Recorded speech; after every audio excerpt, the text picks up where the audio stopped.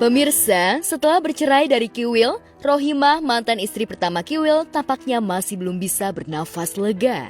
Ibu tiga anak itu tampaknya masih harus tetap berjuang secara mandiri dalam mencari nafkah. Ya, sejak bercerai dengan pria pemilik nama Wildan Delta itu, ia harus menanggung sendiri beban kehidupan keluarga setelah bercerai dengan pria yang telah 22 tahun hidup bersama.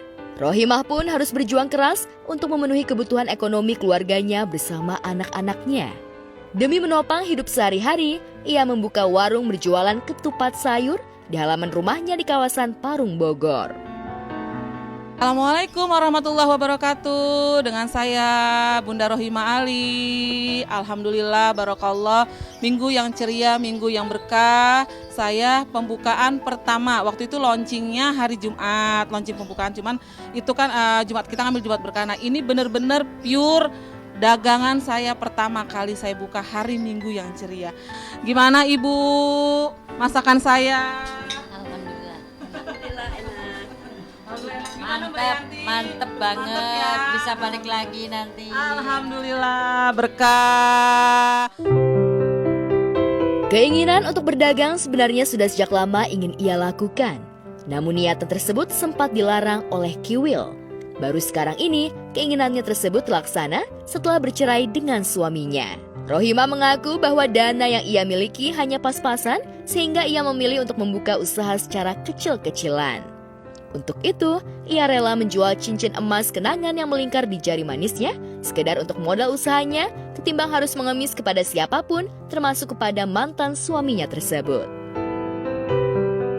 Alhamdulillah, ini persiapannya pokoknya cincin satu kejual dah. Gitu. Karena gini, aku pikir cuma sekitar 4 jutaan ya habisnya. Ternyata bener-bener deh. Hampir ya sekitar 8 juta lebih lah ya, sama perabotan-perabotan gerobaknya apa. Saya juga ngomong sama anak-anak, kakak, abang, adek, usahakan kalau yang gak penting-penting banget, jangan sampai kita untuk beli apa-apa ya gitu. Jadi yang penting banget baru kita untuk ngeluarin gitu. Soalnya kan keadaan kayak begini, kita juga nggak bisa nungguin ayah kamu harus standby untuk transfer tiap bulannya sekian. Apalagi kondisi seperti ini, jadi ayah kamu juga kerjaannya juga lagi down banget. Kita doakan aja untuk ayah gini-gini. Udah sih saya ya mungkin kemarin ada kalimat-kalimat saya yang salah ya saya minta maaf karena memang kita terbawa emosi juga. Tak hanya Rohimah yang harus berdagang untuk memenuhi kebutuhan sehari-hari. Imbas dari perceraiannya dengan Kiwil, putra sulung mereka, Rizky Ananda Delta, kini juga harus berjuang membanting tulang ikut mencari nafkah dengan menjadi pengemudi ojek online.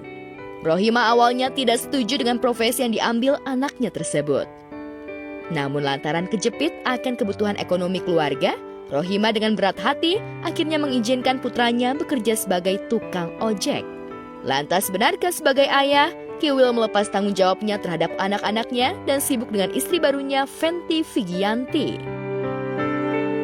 Saat itu dia berkeinginan sendiri karena memang pada saat dia mau ngojek itu dia minta duit sama saya 30.000 gitu loh.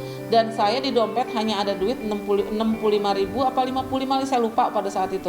Nah saya bilang, bang duit bunda tinggal segini, kalau 30 kayaknya nggak ada deh. Saya bilang gitu, kalau 15.000 ada. Dia ngerasa langsung dia diem gitu. Karena memang pada saat itu ayahnya belum transfer gitu loh, belum transfer. Terus akhirnya udah deh kata dia, oh ya udah bun 10.000 aja. Saya malah mau ngasih 15.000 tapi diambil sama dia 10.000 gitu. Karena dia saking nggak teganya sama saya gitu loh. Saya bilang bang doain aja lah bang, nanti mudah-mudahan bunda ada kerjaan. Kalau memang bunda ada rezeki ya mau nggak mau bunda bikin usaha gitu. Bikin usaha aja deh bun, bunda jangan kerja sama orang lain karena kondisi bunda kan kadang-kadang suka capek. Kalau kerja sama orang lain kan pasti nggak boleh libur dong gitu. Mendingan buka usaha sendiri aja deh gitu. Ya udah abang pergi ya bun. Dia dengan membawa duit 10.000 dia berangkat dari rumah saya. 3 hari nggak pulang si abang gitu loh. Begitu pulang dia ngasih duit 75.000 pertama kali. Saya pikir dia dapat transferan dari bapaknya, dari ayahnya gitu. Saya bilang dong dari mana nih bang? Ayah transfer. Belum transfer gitu kan. Tapi bunda jangan marah. Kenapa? Aku bilang gitu. Nah dia bilang aku ngojek gitu ya. Saya lemes gitu loh. 45.000 ngasih lagi aku 30. Akhirnya yang kelima kali dia ngasih aku bilang stop bang. Saya bilang gitu, stop, jangan lagi ngojek. Karena sebentar lagi kamu masuk kuliah. Jaga kesehatan badan kamu, jangan sampai kamu lelah, jangan sampai kamu sakit. Gitu pas dia nggak lama berhenti dapat 2 hari ngojek, ayahnya transfer langsung untuk bayar uang kuliah. Gitu. Meski Rohimah sudah bercerai dan tidak pernah lagi berkomunikasi dengan mantan suaminya, namun anak-anaknya masih ingin bertemu dengan sang ayah. Rohimah pun berniat menjual rumahnya yang selama ini ia tempati bersama dengan Kiwil untuk menghapus semua kenangan dengan sang mantan. Jual memang saya susah banget nih move on dari Bang Kiwil nih. Terus terang saya mah.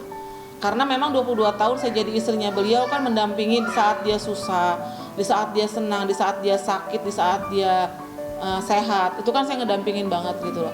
Terus rumah ini kan penuh banget kenangan banget sama dia. Di saat di sini kita lagi tiduran berdua gitu kan, terus di depan TV, di kamar juga gitu, kita lagi ngobrol, kadang-kadang bercanda apa, kadang-kadang di ruangan tamu sama ruangan musola buat jadi main badminton berdua sama dia. Iya, nyambung kan badminton berdua sama dia gitu.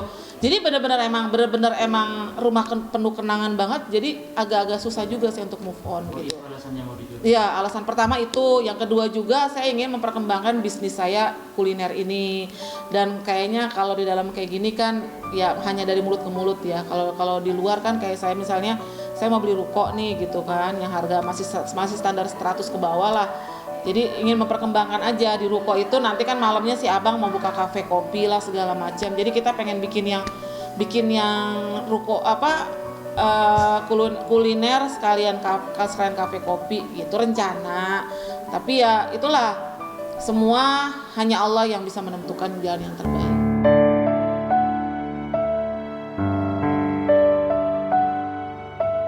Sementara itu, bangkit dari kesusahan dan terjepit ekonomi yang pernah dialami pasangan Vanessa Angel dan Bibi Ardiansyah kini mulai berangsur membaik. Sempat ketar-ketir lantaran usahanya hancur di era pandemi COVID-19 sampai pernah tidak mampu membayar tagihan listrik, kini sudah berlalu. Perlahan tapi pasti, kehidupan ekonominya mulai pulih kembali.